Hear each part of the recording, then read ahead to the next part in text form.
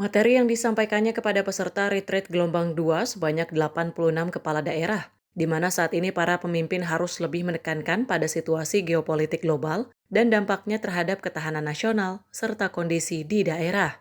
Gubernur Lemhanas menilai materi ini sangat penting karena tidak ada kebijakan termasuk di daerah yang tidak terdampak oleh situasi geopolitik global. Beberapa dinamika isu global yang penting diperhatikan oleh para kepala daerah, seperti kenaikan tarif resiprokal yang dilakukan oleh Presiden Amerika Serikat Donald Trump.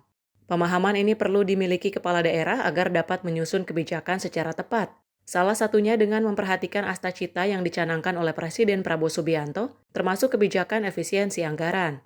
Ini penting disampaikan kepada para kepala daerah yang melakukan retreat gelombang kedua, karena kita tahu bahwa tidak ada kebijakan, termasuk kebijakan daerah yang tidak terdampak dari situasi geopolitik global saat ini. Sebagaimana kita tahu bahwa beberapa isu global seperti misalnya kenaikan tarif resiprokal yang dikeluarkan oleh Presiden Trump yang sampai saat ini masih menjadi bahan negosiasi, itu sedikit banyak akan mempengaruhi terhadap misalnya industri, beberapa industri di kita, terutama misalnya soal industri garment, industri tekstil, industri kayu, dan lain sebagainya. Tentu ini perlu diantisipasi. Dalam kesempatan itu, Aceh Hasan juga menyampaikan isu terbaru terkait perang antara Iran dan Israel yang saat ini menarik beberapa negara untuk terlibat.